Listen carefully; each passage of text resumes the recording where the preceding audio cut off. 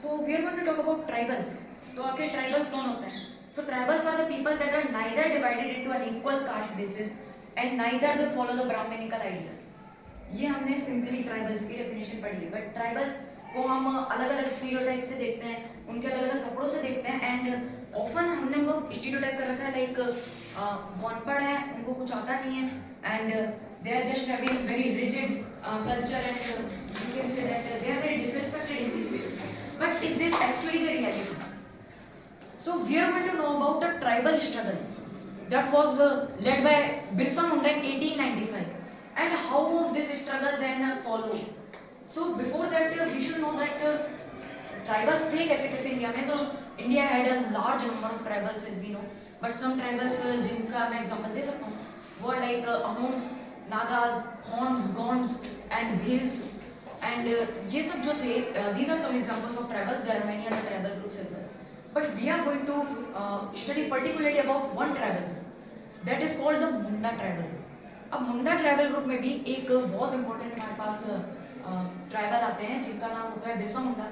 So Birsa Munda was born in 1875 इन छोटा Nagpur and वो उन्हीं छोटा नागपुर के फॉरेस्ट में रेज हुए थे, वहीं पे वो पले बड़े थे और बचपन में ऐसा बताते हैं कि he used to play flutes and बिल्कुल मतलब आप उनकी लाइफ को बिल्कुल कनेक्ट कर सकते हैं जैसे महाभारत में श्री कृष्ण की थी जब वो छोटे थे.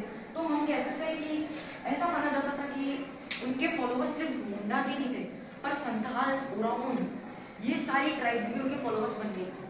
अब don't you think it is very difficult to understand that why a person from a single tribe have followers ranging from multiple tribes. Like उनके फॉलोअर्स संथाल से भी हैं, उनके फॉलोअर्स ओरामोन से भी. तो उनका ऐसा कैसा सपोर्ट है? तो उसको समझने के लिए आपको समझना पड़ेगा कि उनके इवेंट्स क्या थे और स्ट्रगल क्या थे. आखिर कैसी प्रॉब्लम्स आइडेंटिफाई करी दूसरी ट्राइब्स ने भी जो उन्होंने उनसे कनेक्ट करी. तो बिरसा मुंडा की अगर हम बात करें तो वो पढ़ने में बचपन से ही तेज थे एंड उन्होंने क्रिश्चियन मिशनरी को ज्वाइन किया आगे से एंड उन्होंने जो क्रिश्चियन नॉलेज थी उसको गेन किया. देन फर्दर उन्होंने वैष्णव नॉलेज को भी गेन किया और इन सबको देख के उन्होंने पता किया कि मुंडास का डाउनफॉल कैसे हो रहा है. उन्होंने समझा कि कैसे मुंडास की बुरी आदतें पड़ गई हैं नशे की एंड एक्सेट्रा एक्सेट्रा, उनकी कैसी लाइफ भी पूरी अनराइटियसनेस से जुड़ चुकी है और उन्होंने उनको बताया कि आप कैसे अच्छे हो सकते हो. डीकूज जो थे, डीकूज को हम जानते हैं like we know them as outsiders, right. So outsiders में हमारे पास ब्रिटिश आ जाते हैं, हमारे पास आउटसाइडर्स में मनी लैंडर्स आ जाते हैं, ट्रेडर्स आ सकते हैं और हमारे पास पूरा जो वैष्णव कम्युनिटी थी, क्रिश्चियन कम्युनिटी थी, उनको आते थे. तो उनके खिलाफ उन्होंने प्रोटेस्ट किया एंड 1895 में उन्होंने अपने प्रोटेस्ट को लॉन्च किया और उन्होंने पुलिस स्टेशंस और जो बड़े बड़े ऑफिसर्स थे, उनके जो ऑफिसेस थे, उन सब पे उन्होंने अटैक कर दिया एंड फर्दर वो आगे बढ़े, इसको कंटेन करते रहे और पूरे ब्रिटिश एम्पायर में भी एक वेव आ गई थी कि ट्राइबल्स इतना कमाल का रिवोल्ट कर रहे हैं. और भी अलग अलग जगहों पे रिवोल्ट्स हुए थे जिनकी हम बाद में कभी बात करेंगे. पर बिरसा मुंडा की बात करें तो 2 इयर्स तक ये रिवोल्ट चलता रहा.